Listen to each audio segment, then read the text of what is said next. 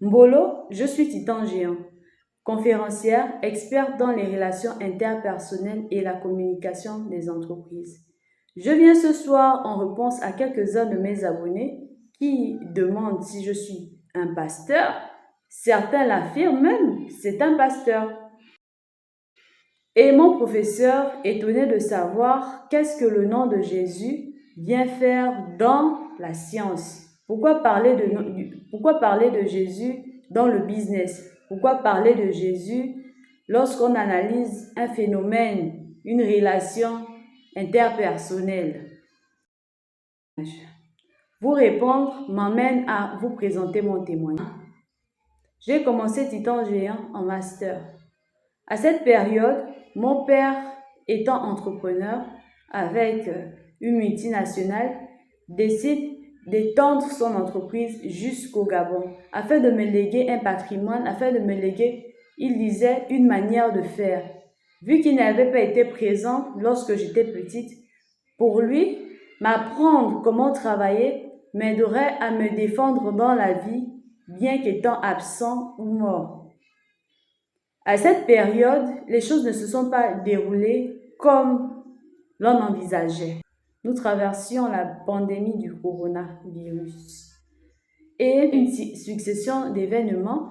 Ce qui m'a intrigué le plus, c'est voir nos jeunes sœurs danser en uniforme de façon vulgaire. Après cette période, il y a eu le voyage de la star créole en Côte d'Ivoire.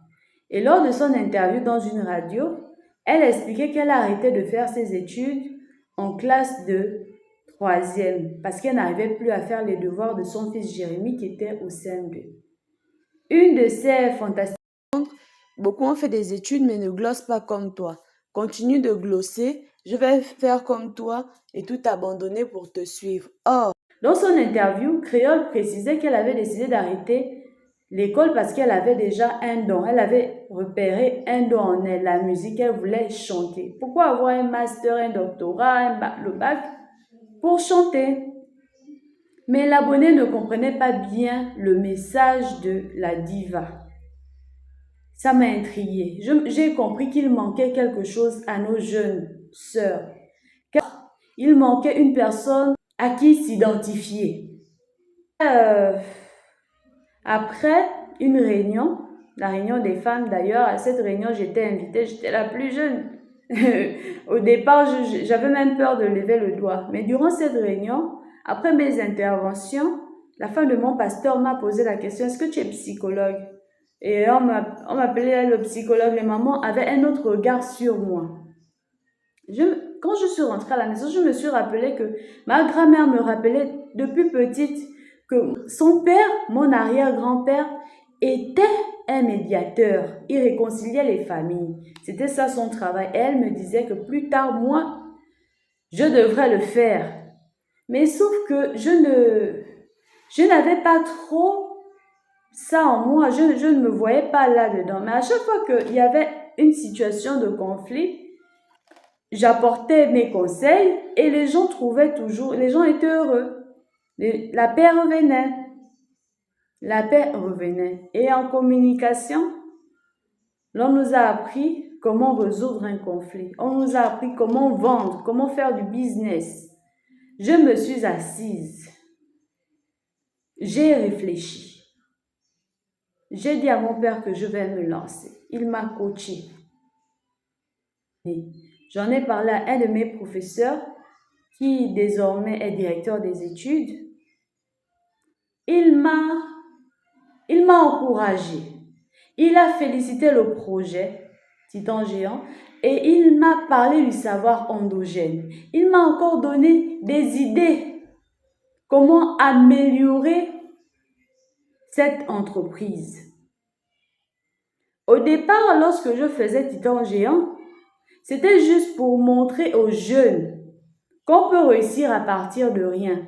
Je m'estimais comme l'élément 1, la première personne. Je ne suis pas milliardaire, je ne suis pas riche. Lorsque je regardais la toile, je voyais toujours Marthe Karine qui parlait de ses milliards. Je voyais souvent des influenceuses. Je me suis dit, il faut un jeune qui n'a rien. C'est ça l'idée Titan Géant.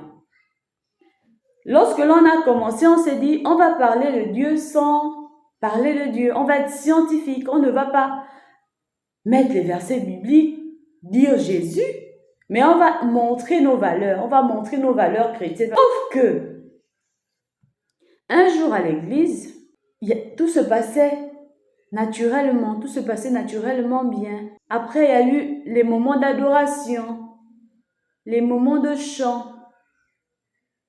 Et à un moment, il y a une femme qui parlait.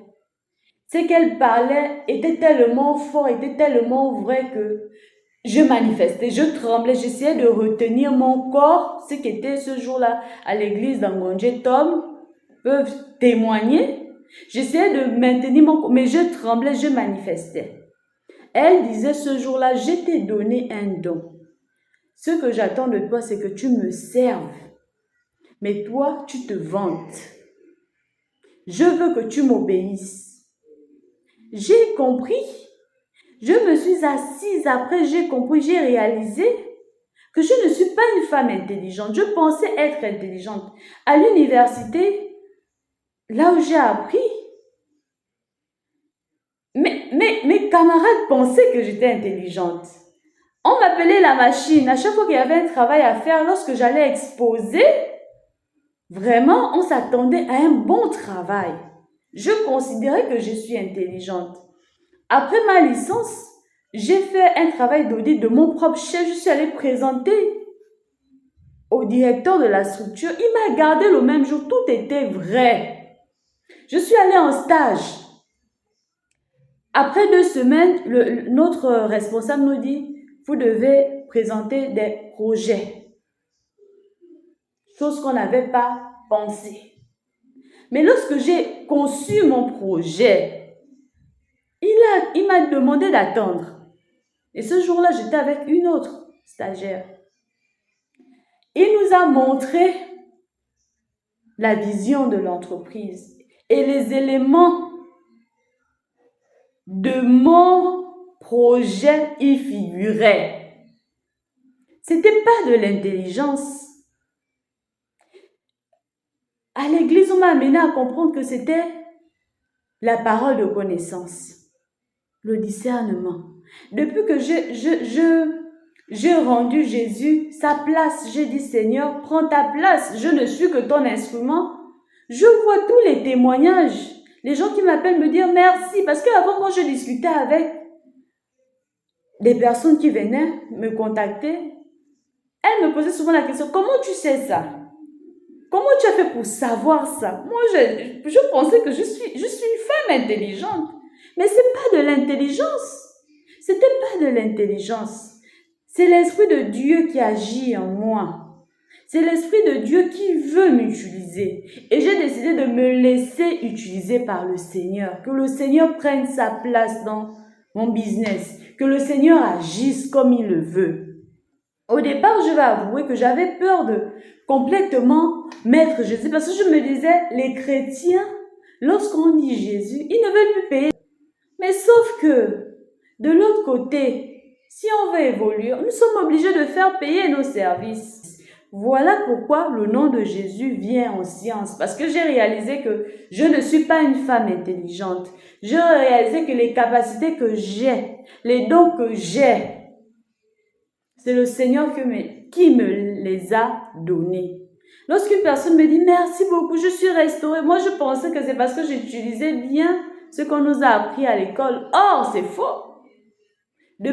Mais que le Seigneur fasse son œuvre en moi. Que le Seigneur m'utilise comme il le veut. Et je remercie tout.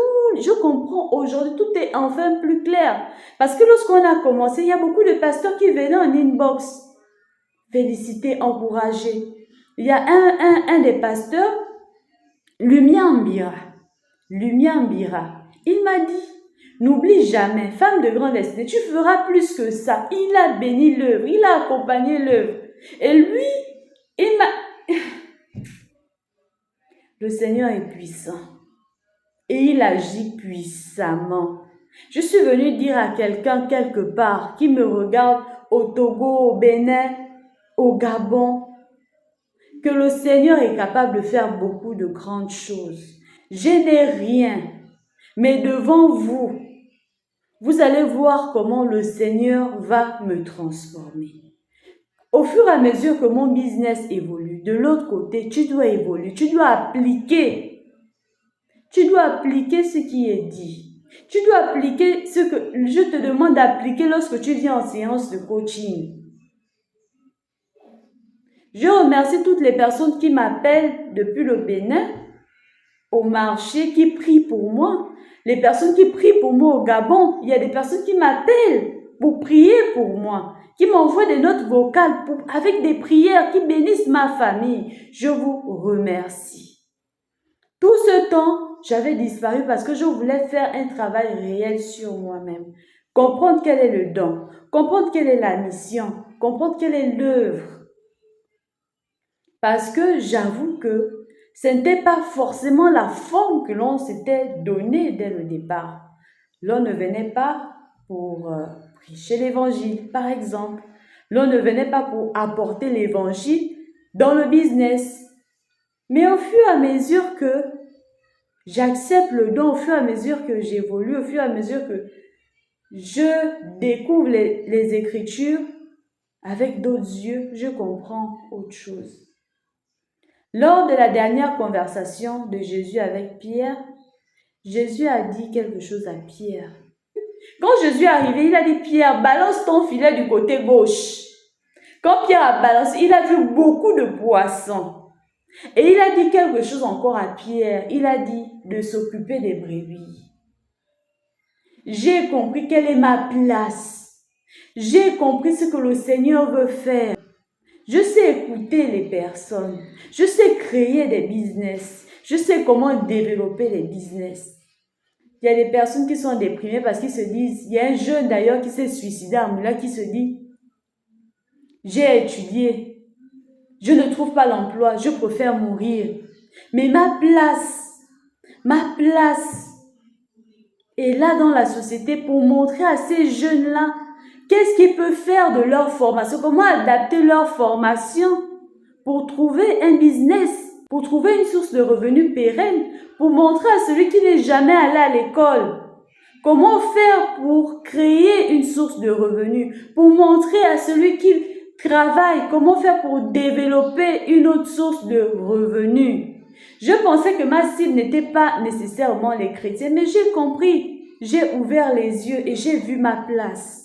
J'ai vu ce que le Seigneur veut m'amener à faire. J'ai compris après la conférence de la réconciliation des cœurs qu'il y a beaucoup de personnes qui sont à l'église mais qui sont attristées, qui sont déprimées, qui sont à bout, qui pensent même au suicide. Et j'ai accepté ce don. Et depuis que le Seigneur a pris sa place, je ne vous en dis pas plus. À la suite.